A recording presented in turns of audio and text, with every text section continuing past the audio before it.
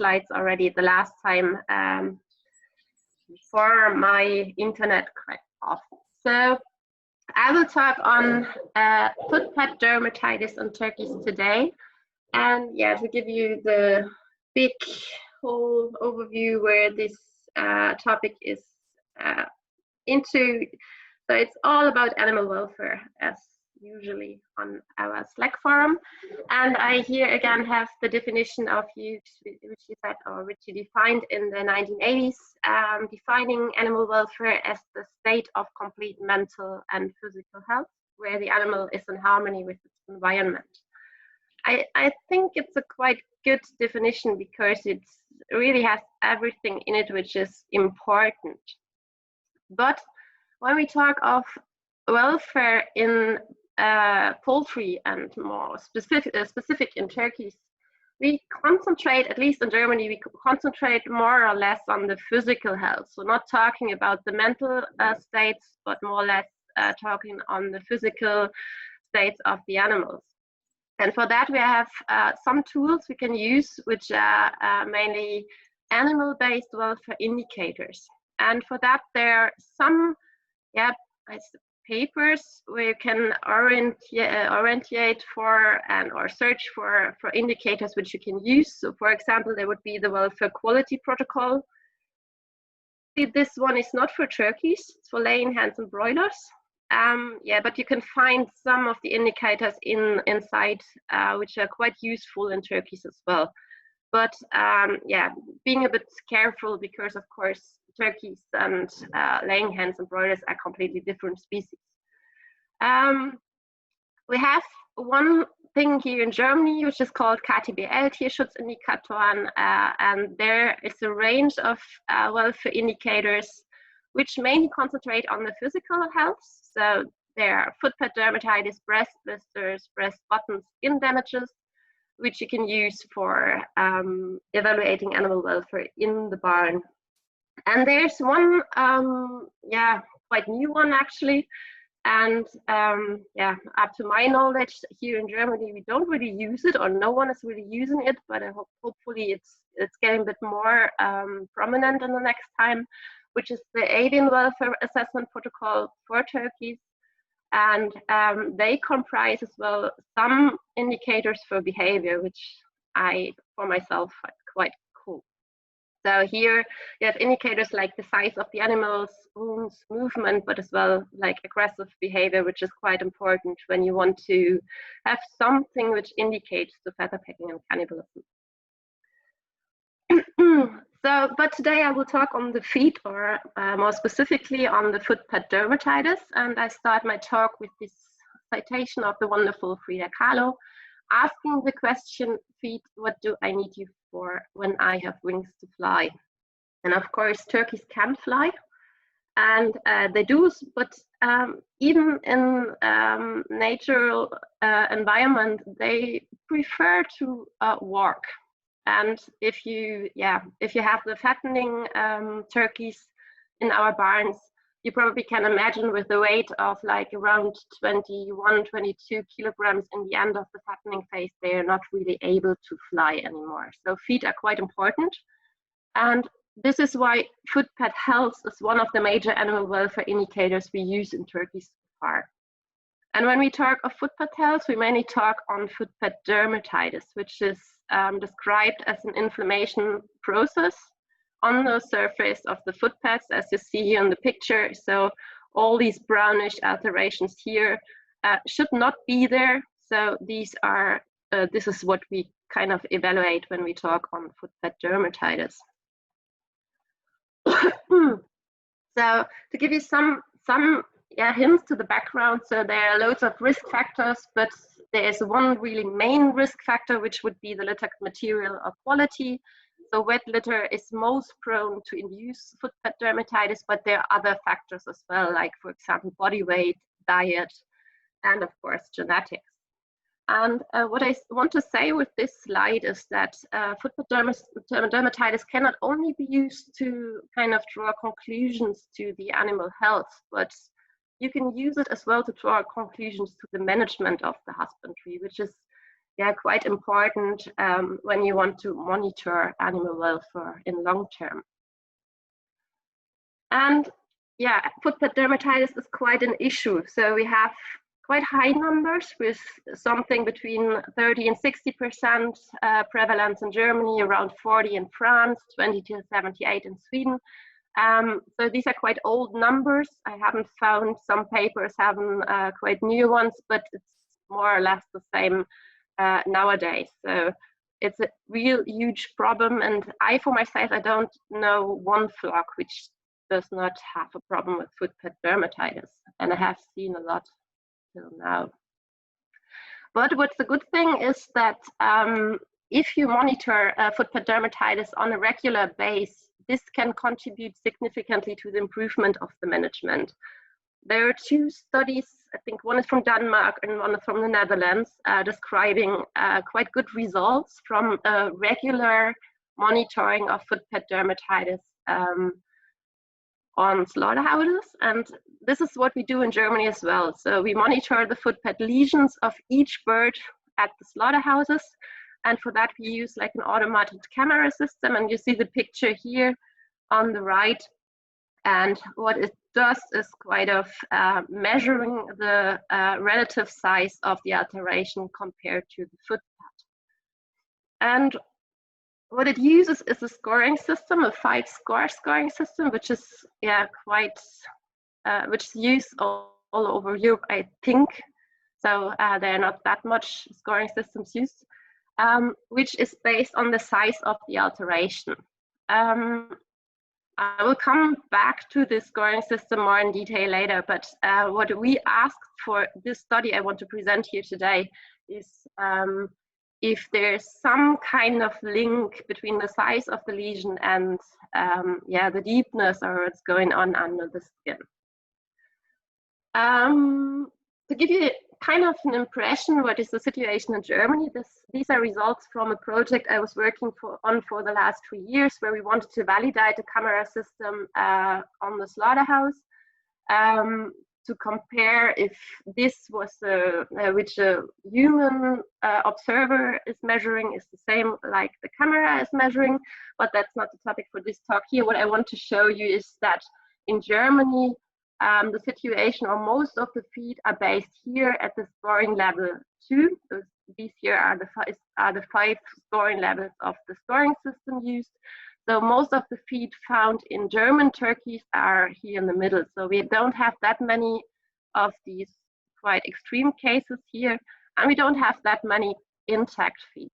So that's the situation in Germany, and that's what the workers at the slaughterhouses say as well, is that we had an improvement in the last 10 years from scoring level 3 to more feet based into scoring level 2.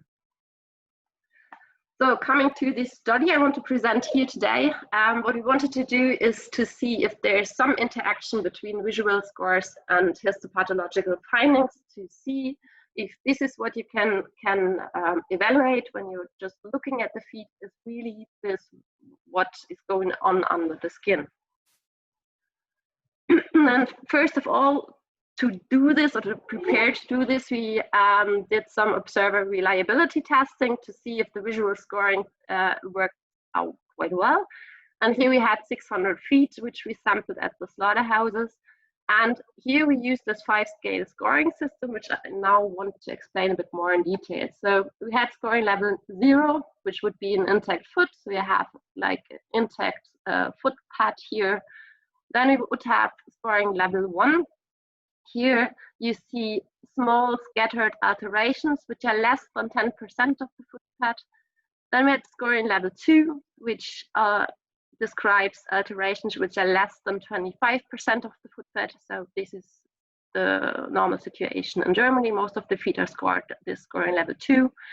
Then we had scoring level 3 with less than 50% of the footpad being related.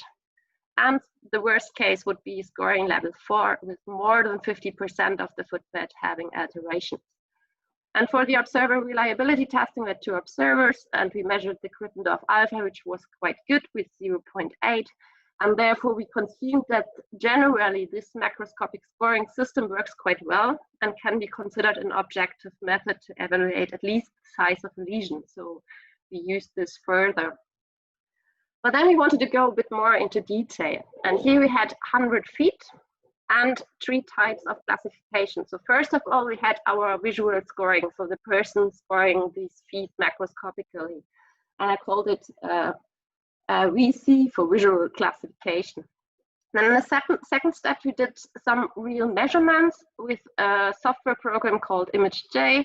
And here you kind of do the same what the automatic systems at the slaughterhouses are doing. So you can kind of sign in the footpad, which is here, this pink line. And then you can draw the alteration, which would be the yellow line here. And then you can calculate the relation of the alteration compared to the footpad. And I called this the TC, so the true classification, because this should be exactly the same like the visual classification if the visual classification would work out quite well. And then in the last step, we have the histopathology. I will come back to that later, but first of all, I want to introduce the results of the comparison between the visual classification and the true classification. So here in this graph, you have the visual classification on the x-axis. So here the 5 scoring levels with box plots. And then here on the y-axis, you have the size of the alteration. So the TC, the true classification, with the thresholds given here in the dotted lines. So all beyond 10% should be scoring level 1, beyond 25% scoring level 2, beyond 50% scoring level 3, and all above scoring level 4. And as you see already in the picture here, this worked out quite good for scoring level 0 and 1. But here in the higher scoring classes, yeah, it seems that the visual observer classifies the feet worse than they actually are. And this is not that surprising because it's a normal thing we knew from like optical illusions. So things which are said to be worse are yeah, expressed even more worse than they actually are. So keep that in mind that here in the higher scoring class, the visual scoring class would not work that well. This is why for the rest of the study, we worked with the true classification, so working with the real size of the alteration and not with the visual classification of the original observer. For the histopathology, we did cuts of the center of the lesion of our 100 feet. We stained them with hematoxylin eosine, and then the histological analysis was done by 2 pathologists of our university. They were blinded for the outcome of the scoring, and they were blinded of the outcome of the second one. So we kind of try to keep it yeah, as naive as possible. And they scored different parameters. So they looked for hyperkeratosis, which you see here in picture A, which is defined like yeah, as a thickening of the stratum basale. And it's not really pathological. Each of you probably know it when walking without shoes in the summer. You would get a hyperkeratosis on your feet, so it does not have to be painful. But in humans, it's known as well that there are some states of a hyperkeratosis which can be pathological, so they can at least be painful or at least be an indicator for the future process of an incident. So the second parameter we looked for was the multifocal perivascular polydermatitis, which you see here in picture B, which is characterized by the infiltration of yeah, inflammation cells. So it's more or less described as an acute or chronic process of inflammation. Then we looked for reepithelialized granulation tissue, which is yeah, mainly scars, so old alterations which already started to heal. We looked for erosions. We didn't find any in the study, and we looked for ulcerations, which are most important. So here in picture D, ulcerations are described as a loss of structure, a loss of tissue, and a real damage of the stratum basale. And in mammals, ulcerations are described to be really, really painful. There are no studies in birds yet, but we can assume that these ulcerations can be quite painful. So coming to the results. So what we expected to find were some kind of patterns in this histopathological parameters. And this picture's, it's not that clear on the first step, but I will explain it now. So for each of those parameters we measured, so hyperkeratosis, perivascular pseudodermatitis, ulcerations, and reepithelialized granulation tissues, we looked for different severity grades. So they could be either not there, not observed. They could be mild, they could be moderate, or they could be severe. So 1, 2, 3. And for the scars, we only looked if they're there. So occurrence, yes or no. And then here in the different colors, you have the different scoring classes for the true classifications from 0 till 4. So 10% alteration, 25% alteration, 50% alteration, and more than 50% alteration. And as you see here, there are no clear patterns over all of the parameters, but we found some incidents. For example, when you look at scoring class 0, which should be the intact feet, we found none of our feet having no hyperkeratosis. So all of the feet at least showed a mild hyperkeratosis, and some of the feet showed even more severe hyperkeratosis. Oh, to explain this picture a bit more in detail, so the single lines here each present 10% of the feet. The more this part is up here, the more feet are inherited. For scoring level 0, so the intact feet, we have a hyperkeratosis, but we don't find perivascular pseudodermatitis in most of the cases, and in none of the feet we found an ulceration. So this is what characterizes scoring level 0. When we come to scoring level 1, we have a bit more of each of our parameters, but none of the parameters is really clear. So this is what, scoring level 1 is kind of characterized by this indefinite characterization. But what is really interesting are these scoring levels here. So scoring level 2, 3, and 4. When we look at the ulcerations, we find that in all of those feet, we have at least, or we mainly have severe ulcerations. So they don't really distinguish from each other. So, and I will show this in a second graph in a second. So first of all, to summarize this, we have no intact feet, or we found no intact feet in our analyzed feet. And we found no clear patterns, which was a bit sad. And when it comes to the size, we found that like for predicting some an increase or decrease of size, the perivascular pseudodermatitis and the scars were no parameters which could predict something related to the size. But we found that the ulcerations did, finding that with an increasing size of the alteration, we found a more severe incidence of the ulcerations.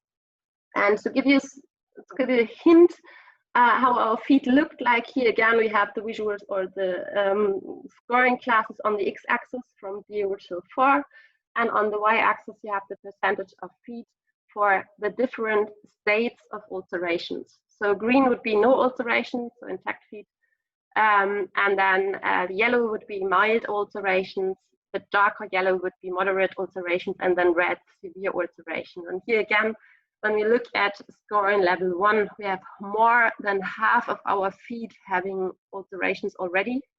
So most of them in a mild form, but we have some severe forms here in this really small alterations already. And when it comes to scoring level 2, 3, and 4, there's nearly no difference because most of the feet have severe ulcerations. And I think this is quite important when we talk of an improvement over the last 2 years, as I already said, for the situation in Germany. everyone talks of an improvement because we don't have that many feet in scoring class 3 and 4 anymore, and more of the feet in scoring class 2. But when we look at the histopathology, it doesn't really matter because there's no difference in the incidence under the skin. We wanted to look at the size to find out where are kind of thresholds which we could draw to find the best size of alterations to have at least probably only mild forms of ulcerations. And when you look here, most of the mild forms were here in these really small alterations, around 10% size of the alteration. And when you look at the severe forms, they are here. Most of those are around 20-30% of the alteration. So quite small things. And to make this a bit more mathematically, we calculated the Uden's index. The Uden's index is an index which is used in diagnostic tests to find like thresholds for the optimum to measure, and can be something between 0 and 1 and should be as high as possible. And if you have the highest Uden's index here, which would be 0.9, the optimum when we want to completely inhibit ulcerations. So if you want to have no ulcerations, then the best chance to reach this would be to have no lesions which are bigger than 3.1% of the footpad, which is nearly impossible in the normal husbandry systems which you have now. But even if you're not that stringent and would leave like sensitivities of 81% or 68%, as you see in the left, even then you would have really small lesions which it should not be bigger if you want to get rid of those ulcerations. So I think this is quite important if you discuss on footpad dermatitis as a welfare indicator. Okay, to sum up, the visual scoring found quite good observer reliabilities, but when we compared visual classification versus true classification, we found deviations which were most prominent between scoring classes 3 and 4. So this is quite important when you use the visual classification on farm or on the slaughterhouse. So, there might be some deviations between what you see and what is actually there. When it comes to the histopathology, we found a hyperkeratosis in all grades of classification. We had a multifocal perivascular polydermatitis, which was most present in scoring class 2, with scars nearly in all scoring classes, but the most in the higher scoring levels, so greater than 2. And which I found most interesting was that more than 50% of the scoring class 1 exhibited ulcerations already, and the majority of the feet in scoring class 2 till 4 were found to show severe ulcerations. So when we talk of footpad dermatitis as a scoring system for animal welfare, we can say it's a repeatable system and it's reliable as well, but I would really question the validity of this system, especially when you talk of animal welfare. So I think it depends a bit what you use it for. So if you want to use it to just monitor footpad dermatitis at the slaughterhouse to kind of make your landlords or farmers more sensitive to the incidents on their farm, it works out quite well because you see an improvement, because the farmers want to have better feet. But when we talk of animal welfare, I think, there's a good way on to go, because the microscopic score is reliable in representing the size, but it's not reliable in representing the histopathology incidence. And I think especially when we talk on ulcerations, and especially, as I said before, because as there are no research or no studies on the painfulness of those ulceration in birds, I think it's quite important, to be a bit careful when using footpad dermatitis as an animal welfare indicator, because I think that welfare is much more than the size of the lesion only. So with that, I think I finished this talk without any incidents of electricity, and I'm happy for questions now, if there are any.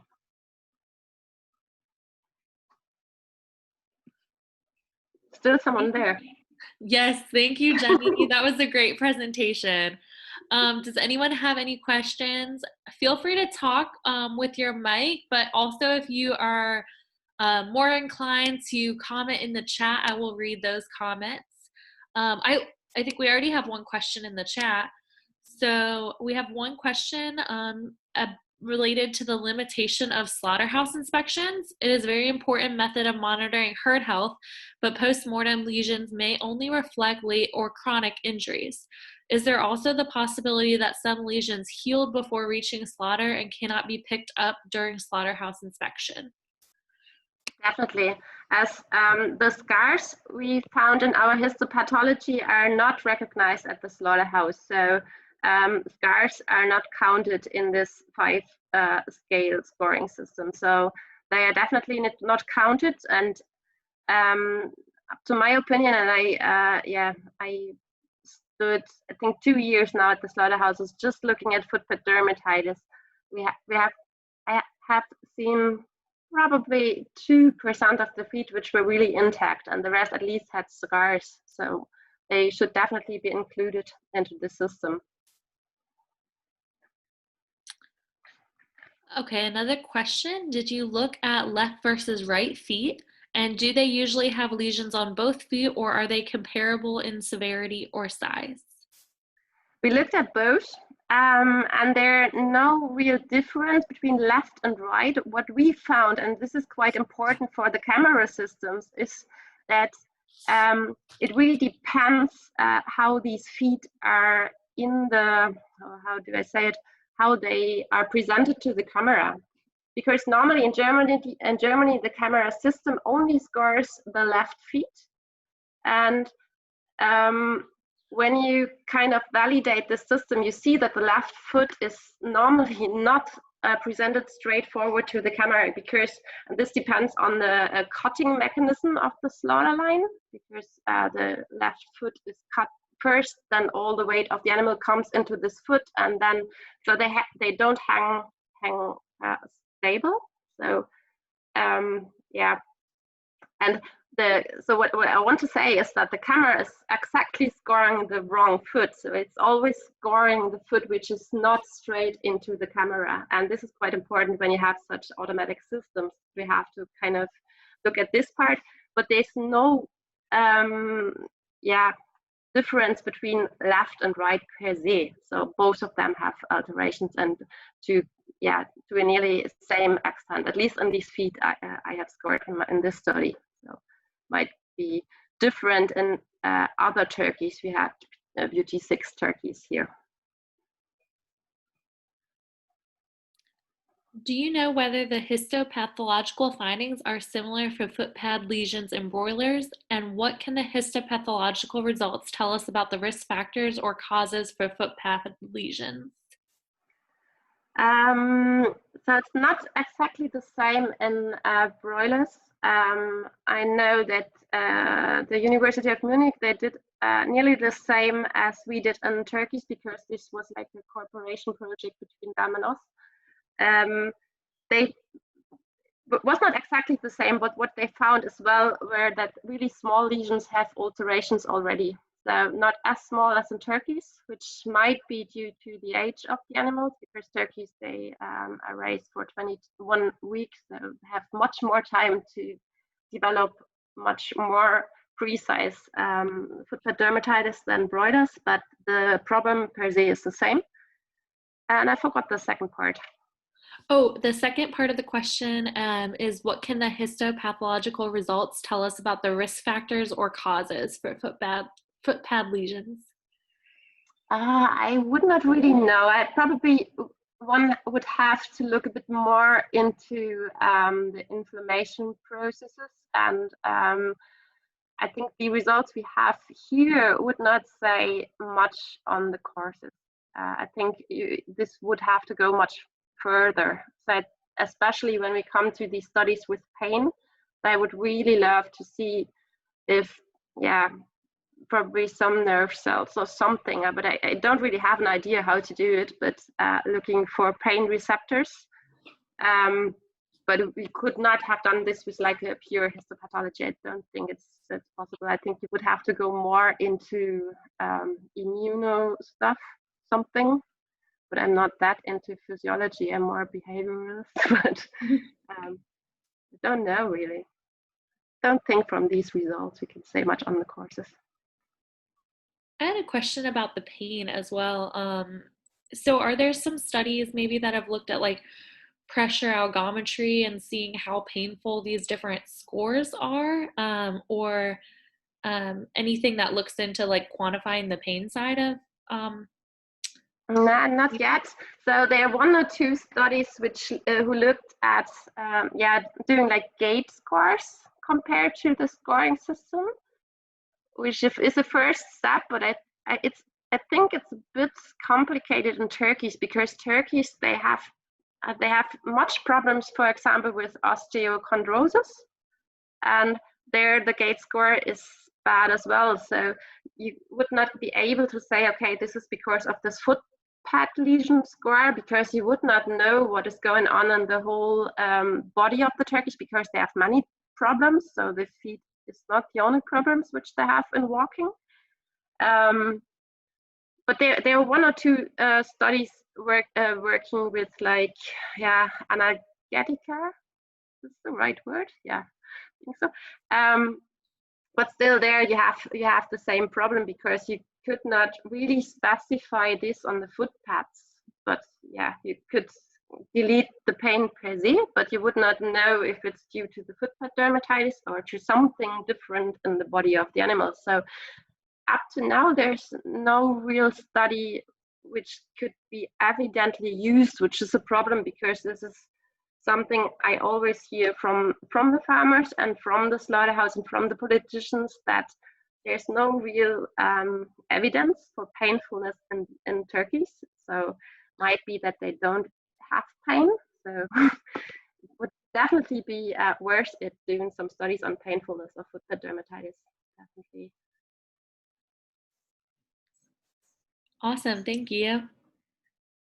We don't have any more questions in the chat, but we have a lot of gratitude in there for you. So thank you very much, Jenny, on behalf of everybody that tuned in, for sharing your knowledge with us today. And thank you again to Jen-Jan, Laura, and Christian for helping organize this. Thank you as well for organizing it, so, and for your patience with my technological problems. Oh my gosh, anytime. We're all learning. We're all changing every day. So especially with all of this going on in the world, this has been a great avenue to hear something different and break up our days. I'm sure we all appreciate it. There's some more thank yous in the chat. Thanks. For anybody tuning in, this presentation was recorded, and that will be posted in the Slack channel this afternoon. So if any of your friends could not make it at this time, please feel free to share with them, and just keep telling people about the Slack channel. We'll have another talk next week. Cool. All right. So everyone, bye-bye. Bye, everyone.